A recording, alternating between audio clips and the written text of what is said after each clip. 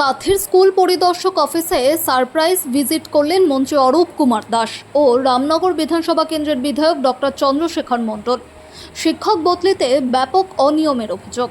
গতকাল বদলিতে 18 বছরের বেনিফিট পাওয়ারের ক্ষেত্রে টালবাহানা প্রভৃতি ইস্যুতে বৃহস্পতিবার বিকেলে কাথির এডিআই অফিসে গেলেন রাজ্যের সেচ ও জলপথ মন্ত্রী অরূপ কুমার দাস ও রামনগর বিধানসভা কেন্দ্রের বিধায়ক ডক্টর চন্দ্রশেখর মণ্ডল।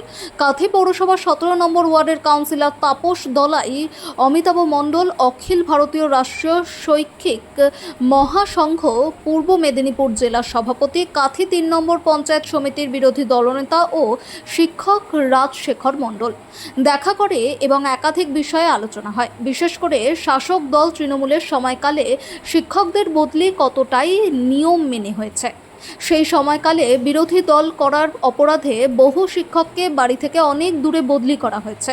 মেডিকেল গ্রাউন্ডে বহু শিক্ষক ও শিক্ষিকা 25 কিলোমিটারের মধ্যে স্কুলে বদলি হয়ে চলে এসেছে, অথচ তাদের সার্ভিস রেকর্ডে অনেকের কোনো মেডিকেল গ্রাউন্ডে ছুটি নেওয়ার রেকর্ড নেই। এই ধরনের বিষয়গুলিতে প্রচুর অনিয়ম হয়েছে বলে মনে করা হচ্ছে। রাজ্যের মুখ্যমন্ত্রী শুভেন্দু অধিকারী এই বিষয়গুলিতে জিরো টলারেন্স নীতিতে চলতে নির্দেশ দিয়েছেন। শিক্ষকদের বদলি বা অন্যান্য ক্ষেত্রে কোনো অনিয়ম হয়েছে কিনা দেখা শুরু হয়েছে। শিক্ষক বা শিক্ষিকারা তারা কোনো অভিযোগপত্র জমা দিলে সেই বিষয়ের ফাইলের কোনো হদিশ পাওয়া যায় না। শিক্ষকরা জানতে চাইলে স্কুল পরিদর্শক অফিস থেকে বলা হয় ফাইল পাঠিয়ে দেওয়া হয়েছে। আমরা এসেছিলাম স্কুল শিক্ষা দপ্তরে। এখানে এই অফিসের সঙ্গে সংশ্লিষ্ট বিদ্যালয়গুলোর কিছু সমস্যা এবং ইনাদেরও কাজের পরিকাঠামোর যে সমস্যা, সবটা একটা মত বিনিময় হলো।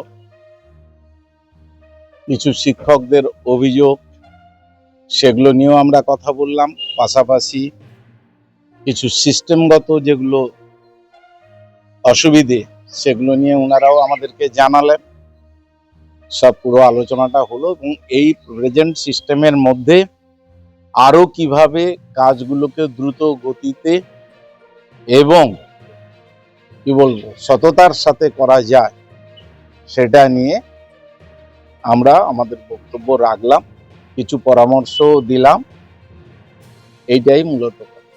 তৃণমূলের সময়কালে রাজনীতি দেখার ফলে বহু শিক্ষককে অন্যত্র বদলি হতে হয়েছে, তাদের বিষয়ে না, জাঁতাকলে বহু শিক্ষককে অন্যত্র বদলি হওয়ার থেকে আপনি এখনো এই শহরের দেখবেন বহু স্কুলের শিক্ষক ভ্যাকেন্সি তারা যথাসময়ে জমা দিয়েছেন, কিন্তু সেগুলোকে পোর্টালে দেখানো হয় না, ওগুলো লুকিয়ে রাখা হয় যে বিশেষ বিশেষ শিক্ষকের আসার ক্ষেত্র তৈরি করার জন্য।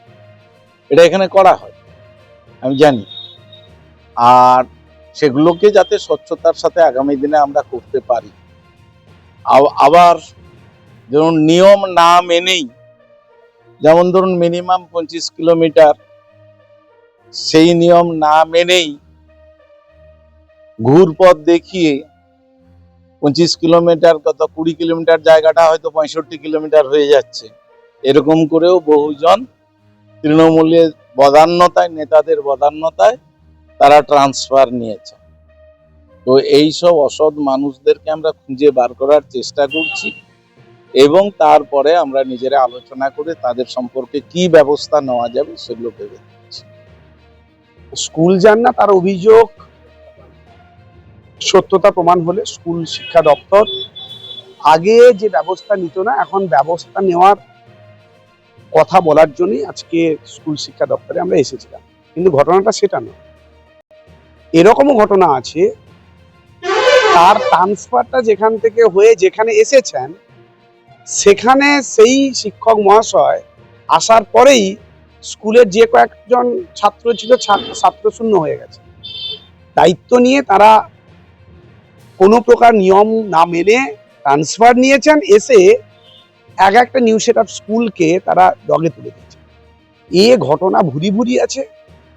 আর সত্যি কখনো যদি পোর্টাল থেকে খুঁজে বের করা হয় যারা মেডিকেল গ্রাউন্ডে ট্রান্সফার নিয়েছেন, তার স্ত্রী বা তার পরিবারের লোকেরা আটকে উঠবেন যে শুধু ট্রান্সফারের জন্য তাকে এই ধরনের অসুস্থতা দেখিয়ে প্রায় মেরে ফেলেছে।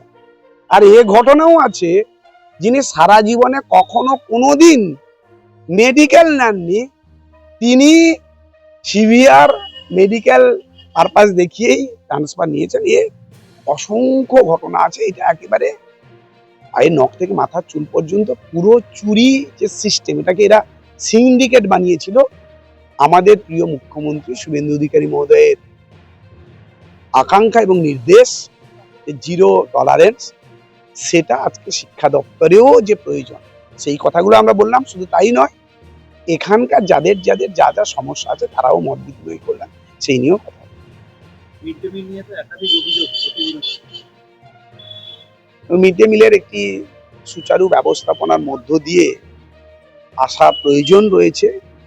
কিছু অভিযোগ যেমন রয়েছে, তেমনি এই কথাও সত্য, প্রচুর স্কুল খুব সুন্দর করে মিড ডে মিল পরিচালনা করছেন। যে কয়েকটা স্কুল করে না, অন্যরকম একটি লক্ষ্যকে সামনে রেখে মিড ডে মিল পরিচালিত করে, বাকি সবগুলো ঠিকঠাক হয়ে গেলে ওনারাও সোজা হয়ে যাবে।